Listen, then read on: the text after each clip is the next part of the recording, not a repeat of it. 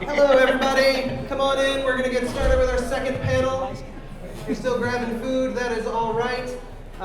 It's a pleasure to have you all here tonight. My name is Travis Williams. For those of you who don't know me, I'm the Archivist and Special Collections Librarian here at Munday. Again, it's great to have you all here. Everybody having a good time so far? Yes. Excellent. I'm very excited about this panel discussion we are about to have. This is Black Leaders in Brewing. We have an amazing lineup of speakers. And I'm going to let them introduce themselves, and I'm going to introduce your moderator. This is our very own Michael Cifolo. Let's give him a round of applause, people. He's working very hard. Michael is on sabbatical this semester, but he came in just for this, just for you. So let's get started. So I basically just have a bunch of questions, but the first one, or not really a question, so I'd like to ask every panelist to introduce yourself and tell us a little bit about how'd you get started, your background, how'd you get started in brewing? Go ahead. Well, first, I'm Jeffrey Brown. I'm with For the Culture Brewing Company. We're based out of Houston. I actually live here, but we're based out of Houston. We were 4 friends that attended UT, and how we got started was my brother sent me a homebrew kit and said, "You brewing beer." And then from that, during Hurricane Harvey, he and our other friend Carl Roaches, who was actually like our head CEO person, they decided that we were going to join this venture. We eventually opened up this past October in Houston, and if you're in the area, we are the first Black-owned brewery in Houston. We're under one roof. Thank you. We're under one roof, but we actually partner with another brewing, which is an all-female owned brewery. So they're called Ovenic. So we're For the Culture and Ovenic, and we're under one roof called Craft Culture X. So if you have ways or anything, the name of the actual spot is Craft Culture X. So that's what I have. Hey everybody, I'm Marvis, Dixon. I'm actually not a brewer, but I am the lead at Fast Friends Beer Company in South Austin. And I've been the connector with a lot of the BIPOC community with bringing in more people that are not a part of craft beer of color into our community, and just facilitating a lot of events outside of our beer industry and ensuring that we have that same representation in ours. So I'm currently off I-35. We've been about 7.5 months we've been open, and I've also have a collaboration for the BIPOC community with Urban Jungle Brewing that's called As One, that we've just tried to amplify and bring in more people of color into our spaces. So that's my short little spiel though. Good evening, everyone. My name is Sean Doublet, and I'm with Neutral Ground Brewing Company, one of the co-founders and head of operations. And my background is I'm a chemist by education, and so I've been in large-scale manufacturing, chemical manufacturing my whole career. And I like beer. And every time I go to a brewery or to a winery or a distillery, I look around at their equipment and think to myself, I can do that. And so one of my partner is a home brewer, and he started winning a lot of awards with his home brews. And one day I just hit my tipping point at a brewery when we were there, and we had like 3 generations sitting around at the table, and everybody was just having fun and enjoying beer, and the younger folks that couldn't drink were just playing the games and everything. And I just looked around and I was like, this is it. This is what I want. This is the kind of place that I want to have. And so I called him up that night and said, hey, you ever thought about going pro? And he said, I'm glad you called because it's been on my mind. And so we put our heads together and we formed Neutral Ground Brewing Company over a napkin in 2019. And we opened our doors in March of 2021. And we're in Fort Worth, by the way, Fort Worth, Texas. So if you guys ever venture up 35, come and check us out. So I am Angie Thomas, and I wear many hats. So one thing, as far as like, how did I come into beer? I thought beer was disgusting. I thought it smelled horrible. And a friend of mine happened to be working at a festival, and someone, Texas weather, crazy, she got a little bit tipsy, and she was like, hey, can you come and help us out? Now, I'm a helper, so I love to help people. Said, and they'll pay you $20. I'll be there in 15 minutes. So my journey started with being a brand ambassador for beer, wine, and spirits. So now I am with Bacardi and under their basically their umbrella. But I have many hats as far as I am a member of Lifting Lucy, which is for BIPOC women that are in beer. I am the previous president of the North Texas chapter. I just recently gained a role as community director for Pink Boots National and International. So just doing a lot of great things, trying to help out women and non-binary in our community. Oh, one other thing, I'm sorry. Also, I'm a podcaster. I almost forgot. I'm the moderator for Being Black in Craft, where we don't apologize for recognizing our influence on craft beer. 7 o'clock every Monday Central. That's it.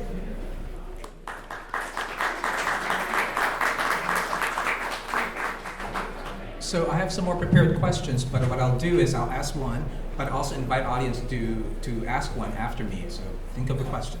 So my second, I guess, question is, could you tell us about a career success that you're especially proud of, and share with us how you achieved it? Well, our first one is being open. We just opened October 21st of 2023. It was a challenge because due to COVID and construction restraints and all that kind of stuff. We, as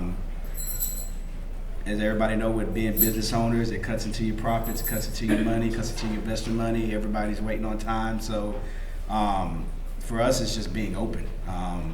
But since we've been open, we've had a lot of huge success. We've had a lot of people that don't know about beer that's coming to drink, explore all the different types of beer that we have to offer. And for us, it's just giving back to the community. So that's been a big plus, and that's what I have for right now. I'll go if you want. No, I'm good. For me, I think that the big success is, for me, is the love from the community of craft beer and outside of craft beer for the way that I've helped promote not only Fast Friends Beer Company in South Austin, but the initiatives like Black is Beautiful and as one as well here in Austin that I've started with Urban Jungle Brewing.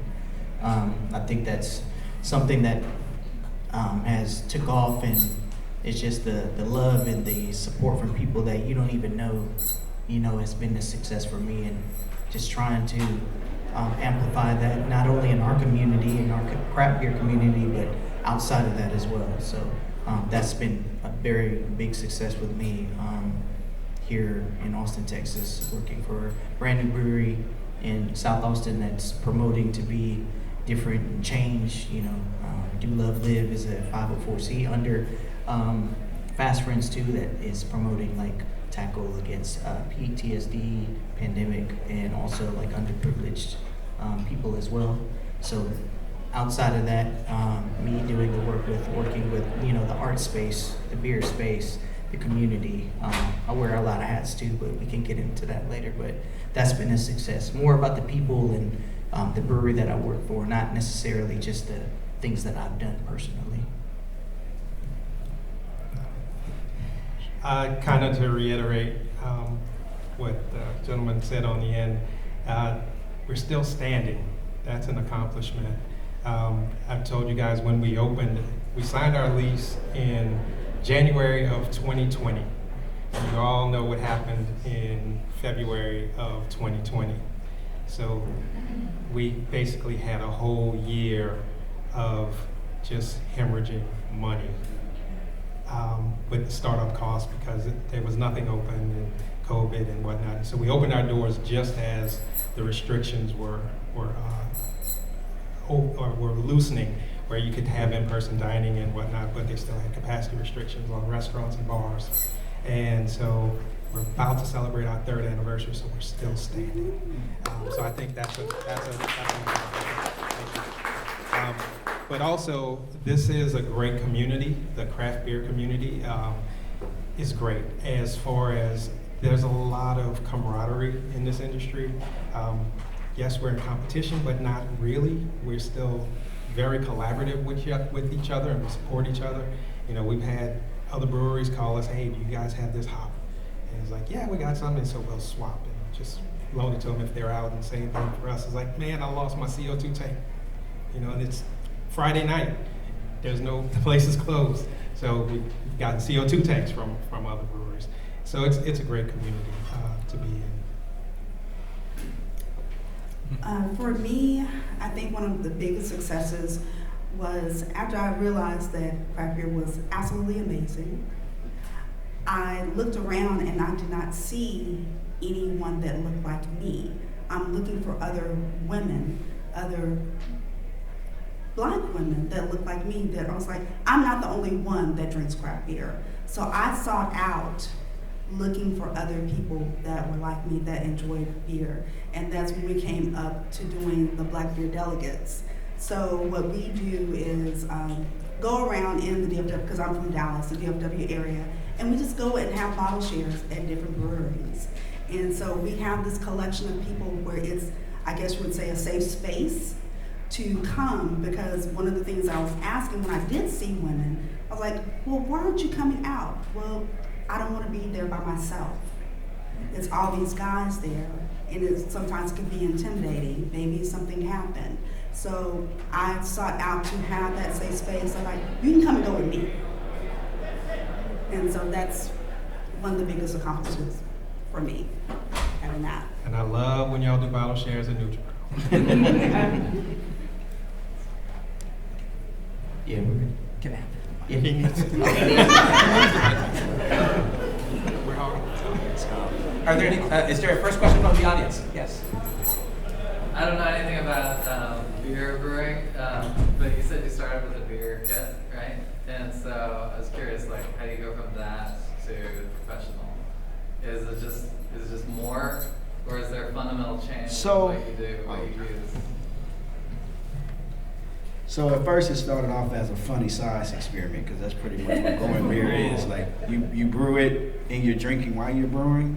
So what comes out is a mystery sometimes, but you have a recipe and hopefully it comes out like that. But wild things can happen when you're brewing a beer. Something cannot go in right and it comes out to be an exceptional beer that everybody loves, and so you stick with it. But for me and us, it just started out as a science experiment, and then what happened was I'm a co-owner, my brother's a co-owner, Carl Roaches is our head guy, and Devon Daniels. My brother and Carl decided to get they bought this rinky-dinky keg thing that was somebody put together in their backyard, and we started brewing out. Then we started brewing out of the garage at my brother's house. And then we all are UT alums, so when we have our Black Alumni Weekend, the Black community was not really versed in beer. We drink liquor. So that was a big education process in itself. We were literally rolling kegerators down through the 40 acres just to our event, and we're handing out beer because you can't sell beer if you don't have a brick and mortar. So when the African American community, our classmates, was drinking it, they was like, oh my God, this is good. And so it started a whole education phase and a whole movement. And so we was like, oh, we can do this. And then we just started putting our heads together to figure out how to do it. And it's been 5 years and we're here now. So hope that answered your question. That's very cool. Yeah, scaling up is where you take it from, in my opinion, taking it from cooking to science. Where at home brewing, you know, in the backyard over a stove, you can make a great beer, you can make a great recipe, but then scaling up is not always one-to-one. There are a lot of nuances there, but the trick is to make it repeatable. So if you can make it and you make it good, can you do it again? And so that's where the science comes in to play. And like you were saying, there are things that can go wrong. You are dealing with natural ingredients, but you know, you still have to try to control the process as best as you can. So that's where the science comes in. Okay, I'll ask the next question for everyone, but whoever would like to answer. So I asked you about your successes, or a success. Could you maybe post-COVID talk about a major challenge so far? And some of you, I think, have touched upon it already.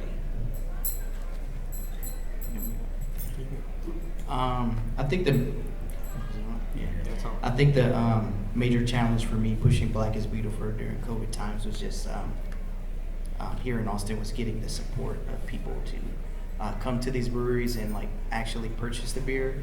You know, we still were with masks, we still were with the 6 feet stuff, and so I had challenged a lot of people just show up, you know, get the beer. I'll be there in front of the brewery with the Black is Beautiful flag, and just purchase the beer and go. I did a couple 5Ks too in Austin, where even though we were a restriction, people were really supportive and still wore the mask during the 5Ks, either the walk or the run. So that's the challenge, right? Because you're trying to get people to support an initiative, but it just was the wrong time. But it's still amplified in the city and all over the United States anyways.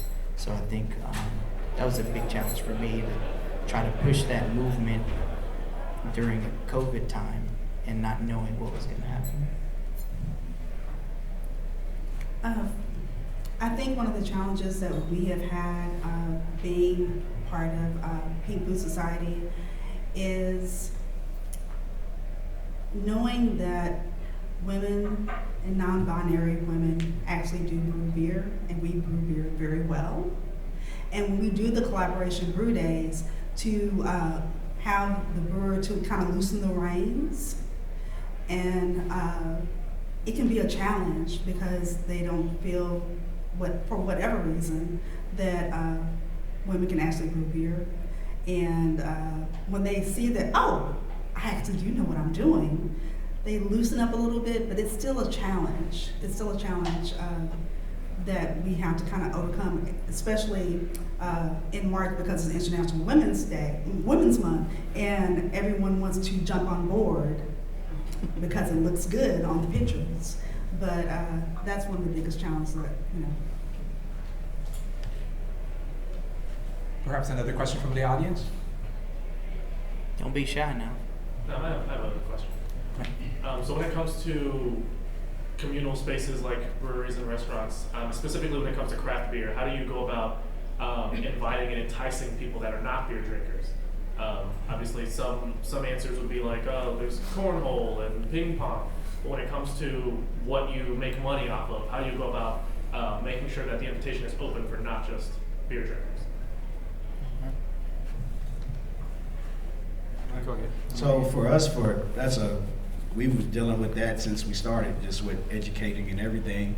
When people come into our beer pub, what we typically do is if you have people that are beer snobs, you have people that I just like an IPA, then you have people who don't know anything about beer. So first, we just like to make them feel comfortable and ask them like, what do they like to drink, and then educate them on that. And I guess the best way to do that is we encourage them to get a flight, so they get their taste buds to see what they like. And then after that, then they start asking questions, and it's just pretty much education. When you're drinking beer, you start talking. So people start feeling comfortable, and then, you know, we get repeat customers. So it's really, craft brew industry is really just, everyone just wants to sit down, have a good time, meet new people, and do all that. And when that culture and that thing forms, man, it's just like, boom. That's the whole goal, I think. It's just connecting different people from different walks of life over beer. Nobody's arguing. Everybody's having a good time. So that's it. So I'm a member of a D9 fraternity, and so we have a lot of events at the brewery, and so I've exposed a lot of Black folks to breweries, and a lot of people come into the brewery and say that this is the first time they've ever been to a brewery. And kind of hitting on what Angie said, my favorite thing, or not my, it's really my least favorite thing, but at the same time, it's my favorite thing is when someone says, I don't drink beer. What do you mean you don't drink beer? Well, what do you drink? That's my first follow-up question. Well, what do you drink? And they'll say, oh, I drink vodka. I was like, do you like all vodka? And it's like, no. I was like, so you don't buy the vodka on the bottom shelf. You buy either middle or high, right? And so, yes, it was like the same thing with beer. It's like there's some beer styles out there that I don't like. but I don't say I don't drink beer. You just haven't found the right beer. And so that's where we take it to that step further. So I usually can, find a style of beer that somebody would like and they can actually finish a whole pint. But again, it's just being patient and educating the people. So that's the customer that we really want to bring into the brewery, the novice beer drinkers. That's the next market. That's the hit that we need right now. That's the people we need to come to the brewery. And that's who we need to expose to craft beer so that we can get away from the Hennessy and we can get away from the liquor. And, wine drinkers are out there also, but we got to get more people back on drinking beer because it's kind of trending away from craft beer, unfortunately. Actually, I would say having the bottle share is one of the biggest things that I do for people who absolutely do not drink beer whatsoever, because I'm going to have something in my bag that they're going to like, because you have not found what you like.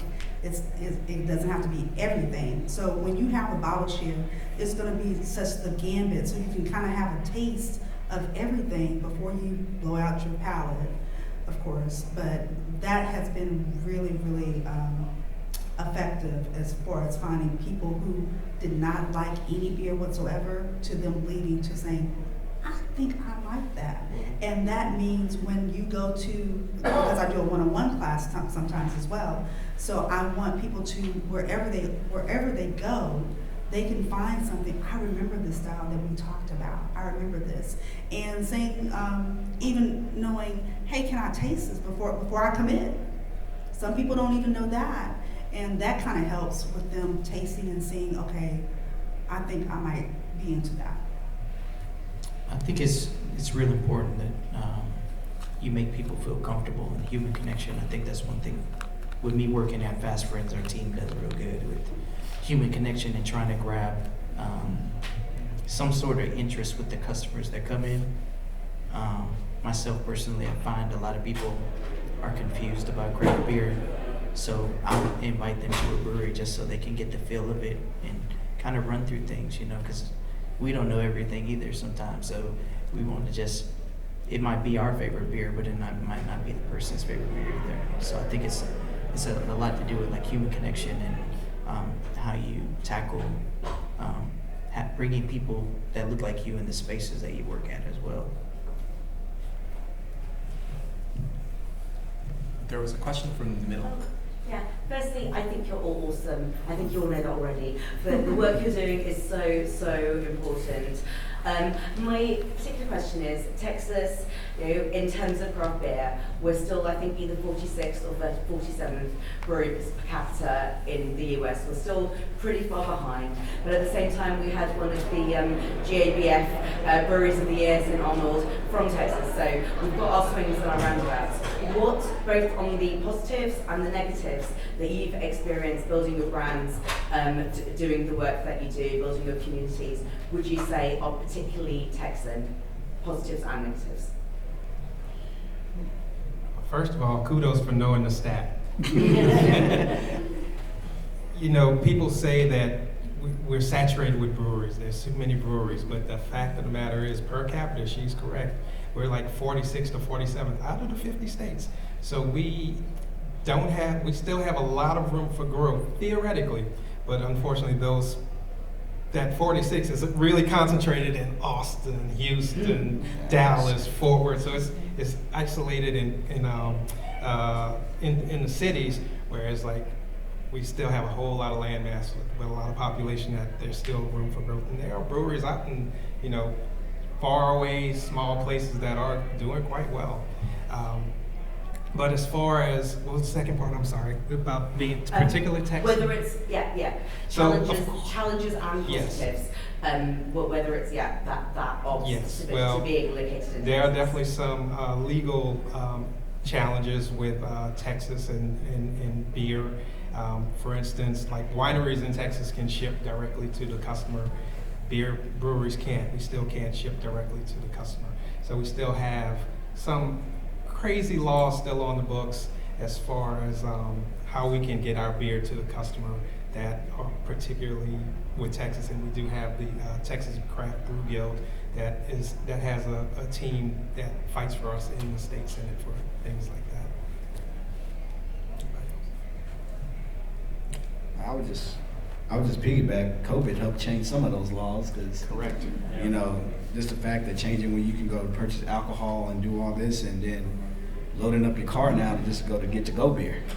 That's a big thing. Like, you might not always want to go into a brew pub, but you love their beer, but you can order it, you know, and then people can, you know, DoorDash and all that if they can get that. The price is high, but before you go to get yourself. But that's been one of the good things in Texas that has helped out the craft brew and just the beer industry just in general, is just being able to do that so far.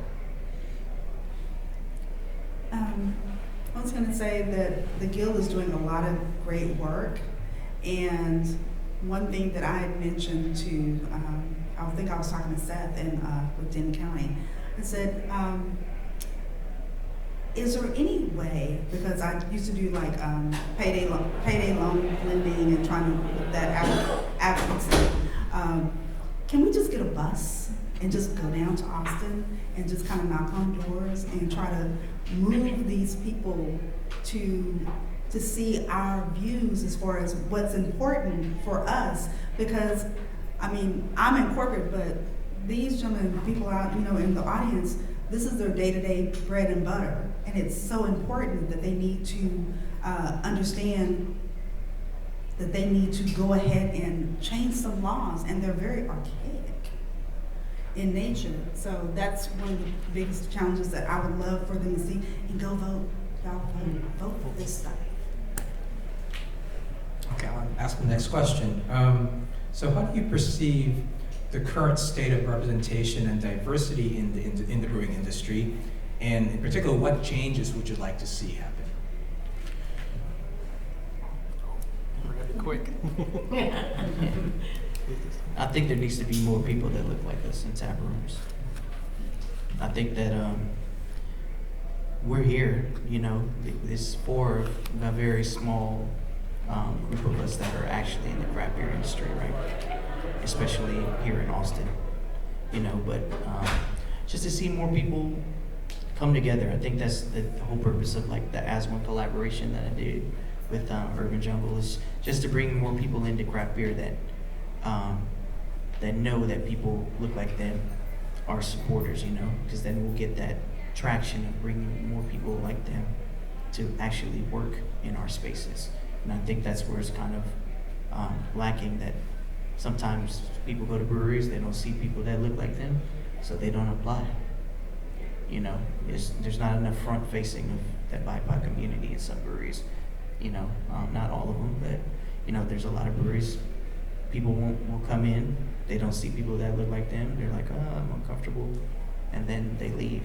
You know, so that's one thing I think is big that we need to promote, about more, bringing more of that BIPOC community in to craft beer into your spaces, and I think it'd be a little bit more well represented of what you're having in your tap room. I would say, as far as like breweries that are in the community, to go outside of your walls and be a part of the community. There's so many places that have made like just gates around and are not in the community, and they should be a part of the community. And that is the BIPOC, BIPOC. You know, it's really frustrating. It's kind of frustrating because you think that, okay, this is in my neighborhood and they don't know anything about me, but they're wanting me to come into that tap room, and I don't feel welcome as I should. So that means I'm taking somebody with me. I'm trying to change that narrative as far as like that 1% or less than 1% I've heard, as far as like who drinks beer, where when it's something that it was ours to begin with. So it's frustrating. So again, I love hearing stats. So she said, Angie just mentioned 1%, yes. Over the 6,000 breweries, less than 1% are black owned. And I opened the first one in Fort Worth, 2021. For the Culture just opened in 2023.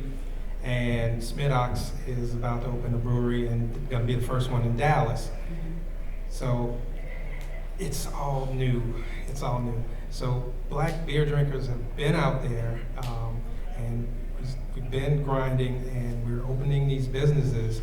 And so now it's getting our market, getting our customers in there, and again educating the consumer on craft beer, and that it's not the Bud Light and Miller Lite that they serve at the baseball game. You know, it's more than that. It's more complex. You'll find a beer. We can find a beer style that you'll like. So it's growing. It's changing. It's getting better. The representation is gradually coming about. Maybe not as fast as everybody would hope, but it is changing. The demographic is changing again. The landscape. Okay. Perhaps another question from the audience. Yes, please. Good evening, I'm GL, good friend of Marvis. Quick question, I'm hearing you all saying that you had just opened the first one In Fort Worth, 2021. And you did 2023? Okay. So my question is, being that it's only 1% of representation, what are the additional speed bumps or barriers that you all have seen as it relates to opening a brewery?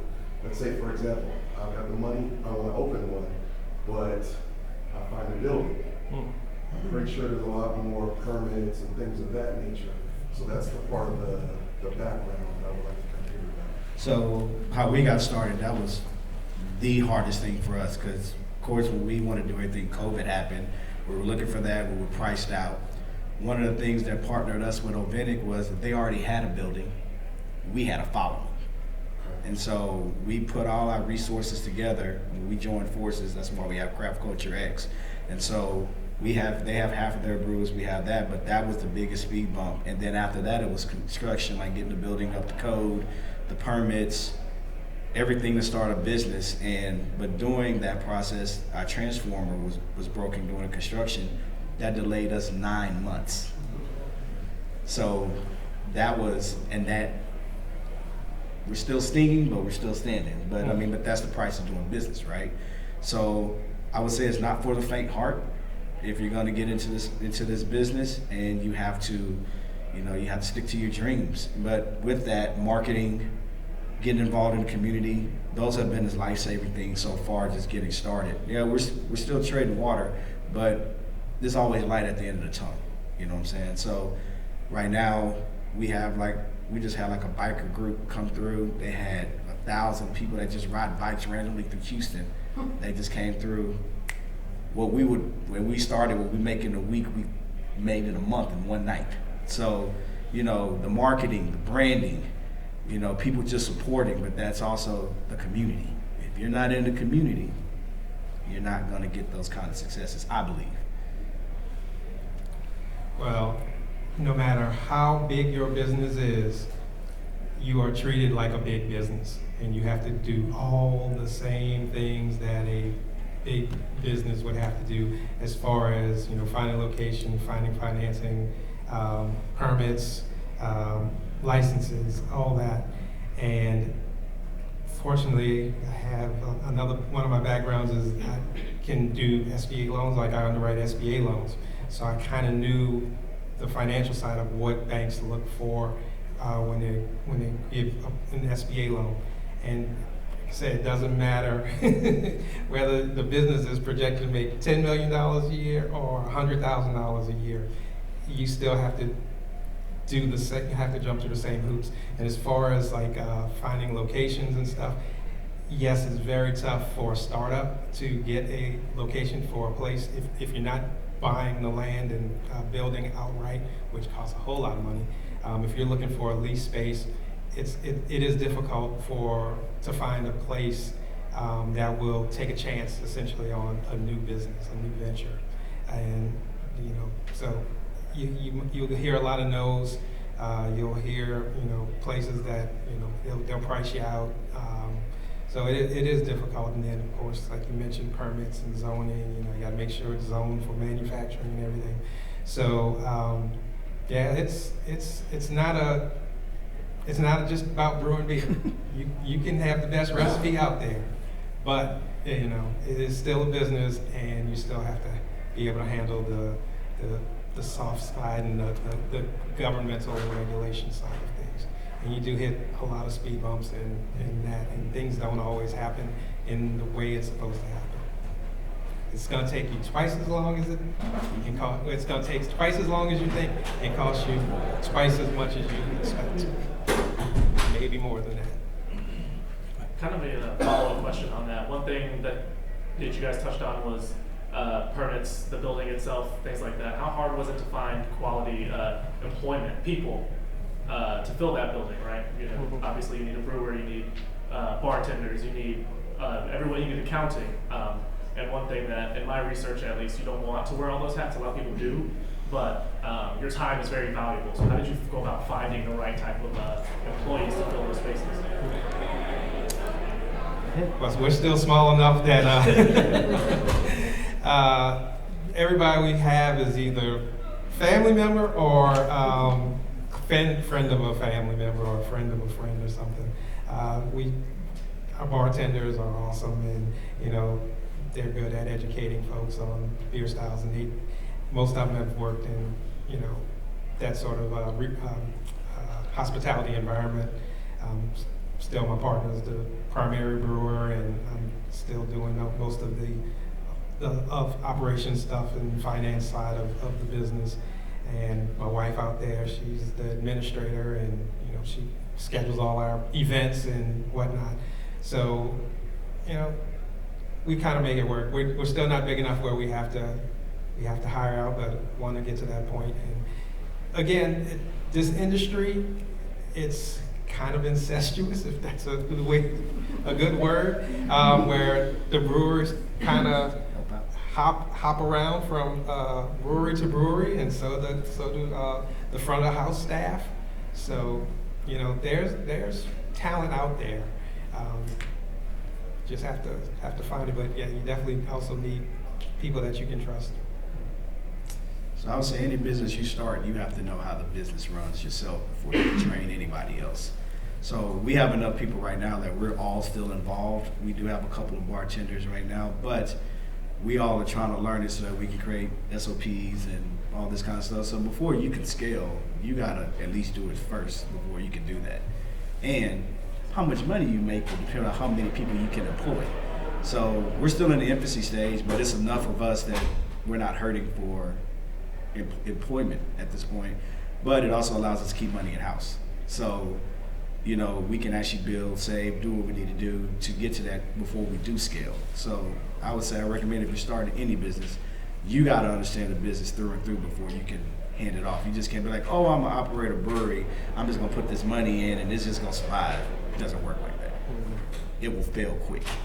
So, and Sean is right, man, just in the Houston area, like those brewers, those like people that we don't even ask for help. Hey, I'll come out here, like I opened a weekend, we had other breweries and their bartenders came and helped us out just to show love, but that's just how important the community is, the craft community is, because everyone helps out everyone, and it's amazing to see. Like, not until you're in it, you know, you'll never know. I think with Fast Friends, we're kind of the unicorns, because a lot of people that we've hired with us have never had beer experience. I mean, the leads have, but if you come to our space, you would think they've known it for years. And our owner is like very smart with a lot of the things he does a lot. He's like the GM in everything. He does the finances, he does everything, and he lets the leads and the AGM do their job to ensure that like our staff have a real good human connection with people, and that they are treating people with like the greatest experience ever, you know.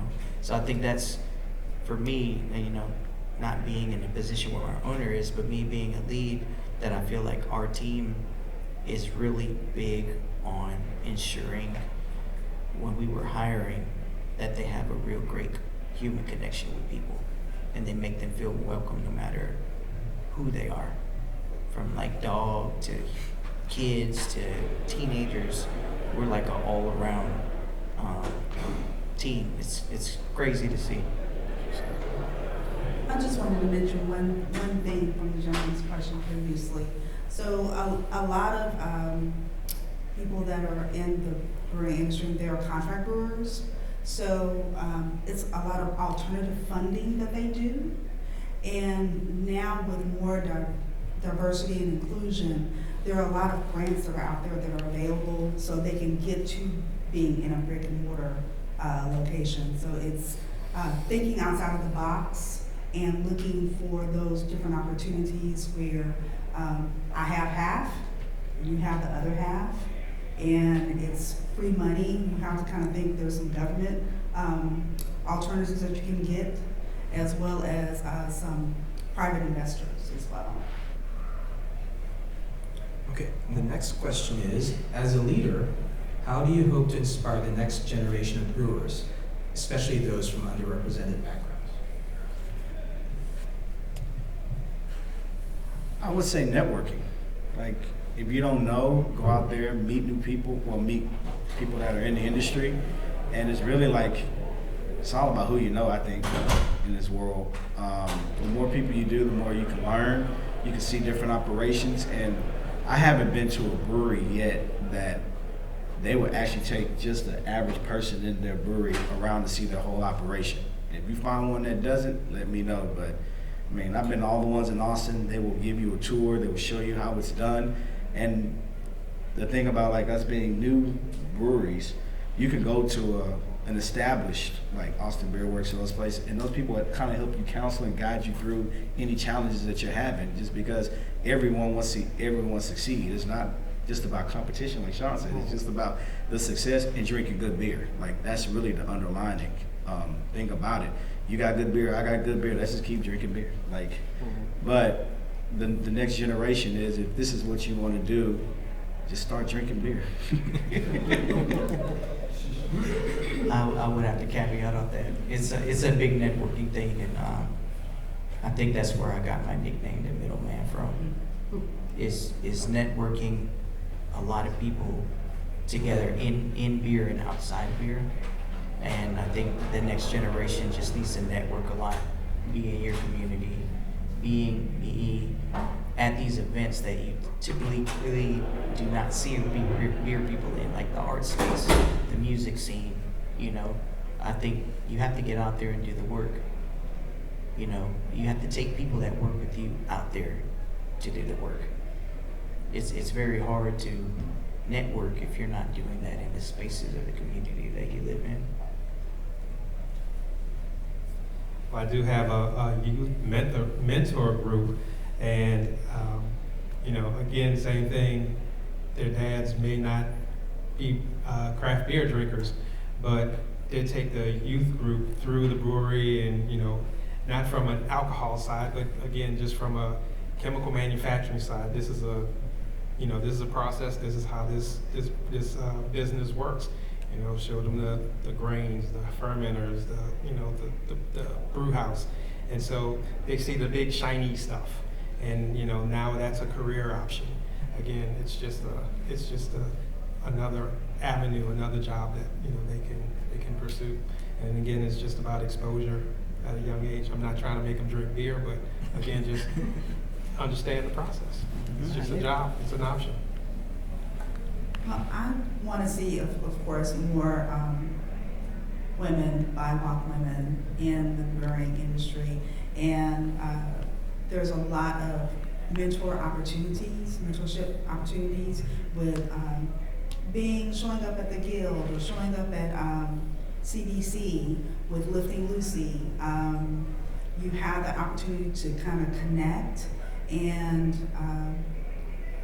especially, you know, it seems so big, but we're a small community, to kind of get that one-on-one with someone that is in the same boat. So has been pretty positive. Are there more questions from the audience? Yes, and then go ahead. I was just gonna ask, what is your craft beer origin story? We talked about, how you want to be inviting to BIPOC people into your space, but what was yours? What was your first taste of craft beer experience? So, to caveat back when I was still going and being a part of this a beer festival. So I was still going and giving out samples. I was like, hey, what kind of beer style is it? I was like, I don't know. Do you want it or not? Because I had no idea. But I just happened to be at a festival and I was standing next to this stall and I was like, what is that? That smells delicious. What is that? And it was Wells Banana Nut Beer. And I was like, let me have that. My eyes were open. The veils off my eyes. And then I was like, if craft beer tastes like this, okay, I'm more acceptable to explore. And then it just got me into seeking out more things as far as craft beer is going and trying to be a beer judge because I was still team no IPA for a long time, but I love a hazy. So it's a gradual process. So that's where I started. So how I met my partner, well, I met him through his wife, used to work with my sister-in-law. And at the time, for me, I was drinking like a Vita Amber. I'm from Louisiana, so Vita Amber was like the non-mainstream beer for me that I would drink. And so he came over and he had a little 32-ounce crowler of his homebrew. And so he's like, hey, you want to try a beer? And so he poured a little bitty, like shot glass size of beer. And I'm like, what is this? Like, I can drink a whole beer, I'm a grown man. And so I tasted it and I was like, wow, this is good. This has flavor. And it was a Baltic Porter that he had brewed and it's still on our menu board to this day. That was the first recipe that he had perfected. And that's what was the wake-up call for me. It was like, wow, this is beer. This is what good beer is supposed to taste like. And so that's, ever since he exposed me to that one, that's when I kind of veered off and started trying different styles, and we went to a World of Beer. We went to a World of Beer and spent way too much money, and they're expensive. But they have a lot of good beer, and so that's what started me on my path.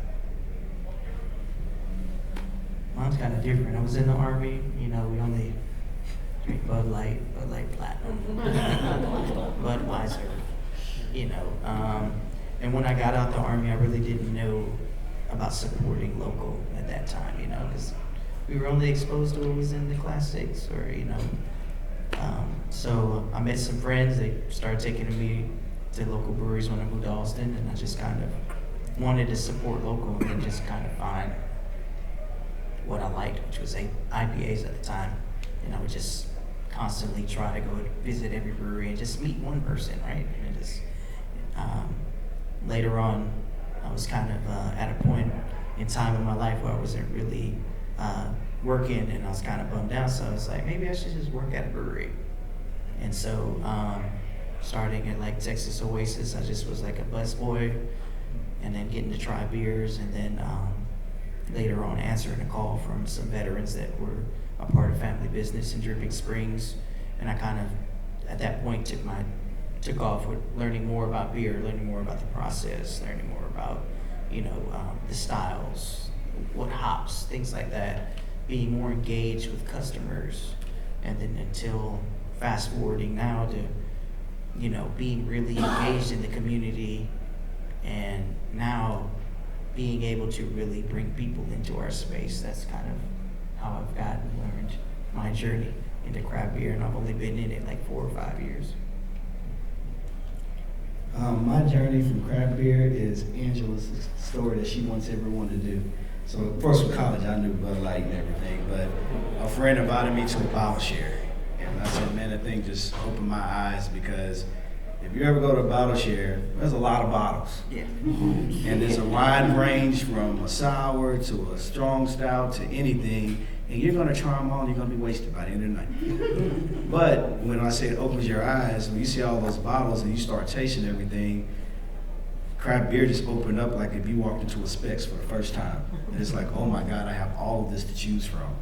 And after that, I was like, I can't drink a Bud Light today. That's right. I just can't. Like, I was like, that's not beer, that's trash. Like, I can't do it because it's like you've had this, you can never go back to that. The closest thing to mainstream I'll go is Shiner. That's about it. But I can't. And then too, it's just like, I went through a stage where you just tried everything. Tripels, Ambers, Quadrupels, every stout, coffee. Man, I drank so many stouts, I was like, I just can't do it right now. I was an IPA. But that's just really how I got started, and craft beer was a bottle share. And if you've never experienced it, try it. If you don't know, go buy a random bottle, show up, and everybody's gonna drink it. Gentleman in the back had a question. Yeah, being new breweries, do you see it being easier to try different things that kind of brick and mortars don't usually try? And is there a certain style that y'all have seen kind of take over y'all's tap rooms? Surprisingly, our most popular selling beer right now is one of the easiest beers to brew, and it's a Mexican lager. Surprisingly, it's not a very complex style. I think we do a good job of it, of brewing it, judging by the sales of it. But I'm really surprised at how well that one has taken off. And of course, we do try to do different styles and, try to keep with our Texas and Louisiana roots in a lot of the beer styles and the beer names that we have. So like we have a Satsuma Saison. The beer we're most known for is a King Cake style ale, and it's Mardi Gras season now, and so it's called Epiphany. Didn't bring that one. That one is only available in the tap room. So you must, that one is not available in kegs or cans. I've tried. Right. So you have to come to the tap room to get the Epiphany on tap. And so again, the styles that we try to stick with traditional styles. Our brewery, we don't do a whole lot of weird adjuncts and additives to the beer. We try to have traditional styles. We may put, again, fresh fruit from my partner's parents' farm in Lampasas, Texas. Like if we get some apricots from them, we'll have an apricot pale ale or a plum saison, for instance. Or again, like the Satsumas, we use the Satsumas in the beer, and then the King Cake style, but that's just like playing around with cinnamon, nutmeg, and vanilla. But the surprising one is the Mexican lager. I'm really surprised at how popular that style is in the tap room. For Fast Friends, that is one, a Mexican lager. Mm-hmm. But what really surprised us was our Hoppy Blonde Summer Breeze. That it just, for some reason, took off. A beer that we were like, really? And then now, a lot of customers have been asking for it to come back, and we're just like, maybe the spring. We have but the brewers are doing so many delicious beers. It's crazy that every style that has been asked from the community has been done so far there, from Hoppy Blonde to red ale, a saison, a sour that was asked since day one. They did. So the brewers are doing a real good job at Fast Friends, accommodating everybody. But Summer Breeze, it just took off real good, and then Mucho Gusto Mexican lager kind of was beating it for a while, and then Summer Breeze started kicking back up, but now we don't have it, so it's like the anticipation of it coming back. Yeah. For us being started, just getting open, like Sean, we have traditional beers. Mexican lager is what's popping, but the thing that's popping for us is we have two beers that are flying off the charts right now. It's our lager called Rice Baby. That's our top seller. And no, that thing go like hotcakes. The next one is we have an IPA called Junk in the Trunk. So we have a Junk in the Trunk, we have a Hop in My Trunk, because if you're from Houston, you know about the music scene down there. But the Junk in the Trunk is a decent IPA, but that one is taking off like nobody's business. Like they like, you gotta keep it. So starting out is like just figuring out what everyone likes and then sticking to that. But we also have extra taps where, because we have 2 different breweries, everyone has a grain father. So we'll brew small batches and we have it on the tap, go, do you want to know what this is? And then you can, and if it likes it, then we'll brew it in big ones instead of like, that's how you kind of stay cost effective. And so that's what we're kind of doing to get the people. If the people love it, the people are going to get it. So that's what we do. Are there any more questions from the audience? Don't be shy. I have one, but, I oh, go ahead. can ask one. So as a home brewer and hopeful brewery owner in the future, it's really fun as a home brewer to do the crazy stuff, whether that's like a huge stout or something like that, or just throwing a bunch of fruit. Or at one point I had a bunch of hops and I was like, I don't know what this is gonna do, but so I just like toss it into a beer.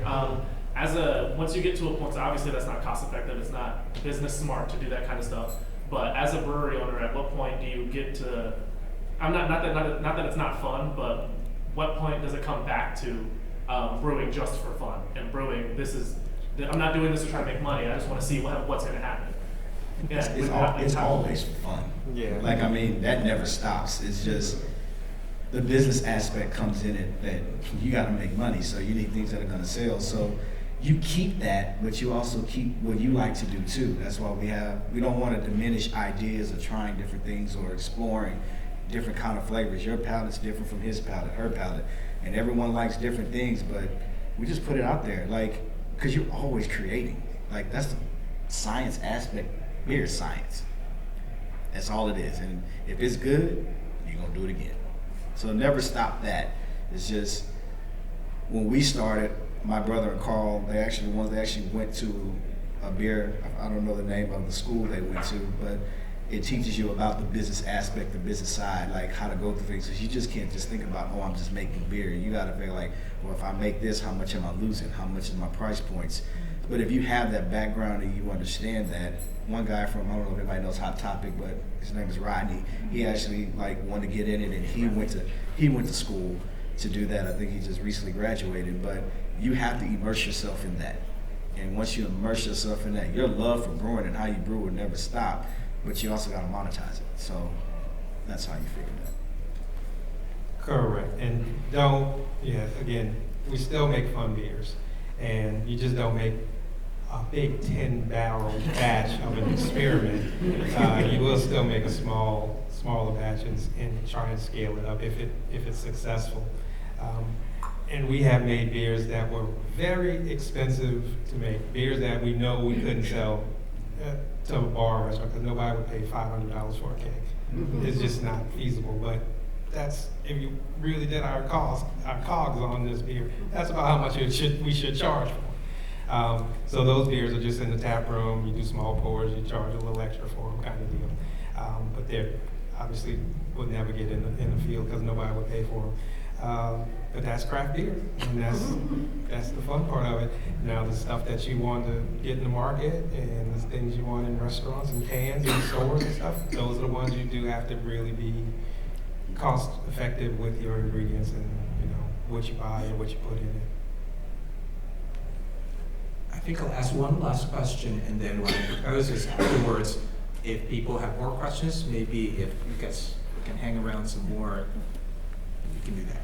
Okay. So actually, this last one, you touched upon this a little bit from your question, but a more general question is, what advice would you give to those looking to get involved in the craft brewing industry?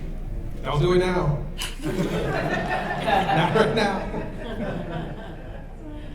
Did I answer too fast? I'm sorry.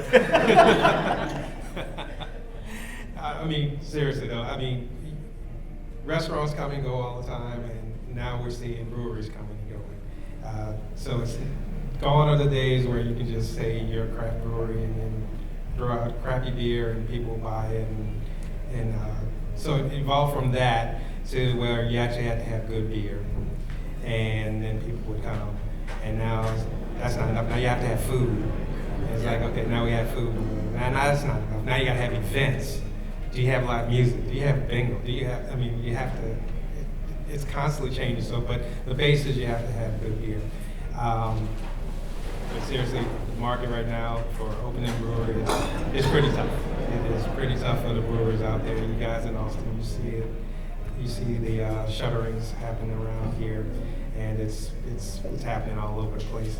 So we're all hanging on right now. We're kind of just trying to hold it down and make it through till this trend that we're seeing right now kind of turns around and the market changes a little bit. And it's gonna go up. He hopes. The curve is supposed to go back up. Yeah. I would say it just educate yourself. Like start learning all the different aspects of the industry, like brewing a beer, the operations of having a brew pub while you're there right now, because then you never know. Your networking will kick in, you meet somebody, both you have the same idea, you'll birth something, but you will understand what you're up against before you take that leap. But educating yourself would be like the biggest thing. And like this man right here having a wealth of knowledge, this young lady right here having all that knowledge with just different tastes. I don't have that kind of palate. Somebody, she probably can taste and say, oh, it has a little bit of pear and a little bit of orange. I'm just like, no, it's just good and I'm a drink.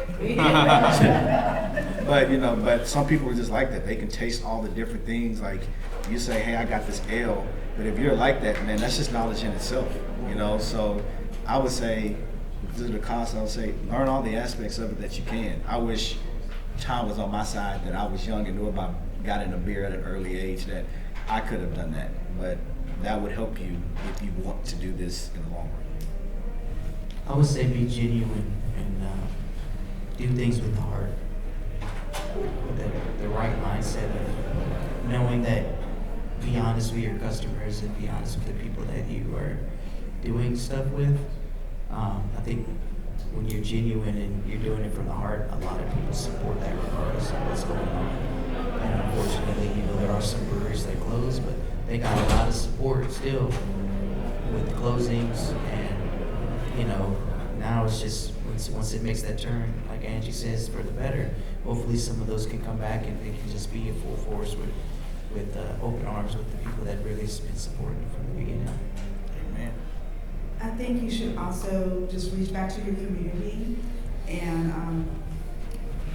one, I think we had mentioned it though, NB2A, National Black Brewers Association, which is relatively new. They have a network, and you can kind of connect with those other brewers pretty much all over the country, whether they have a brick and mortar or they're a contract brewer, and utilize those tools for those connections, because they're wanting to have more just like them all across the country, because I feel like there should be some type of BIWOC, BIPOC brewery, and at least one in every state. I think we can accomplish that. Okay, let's thank all our panelists.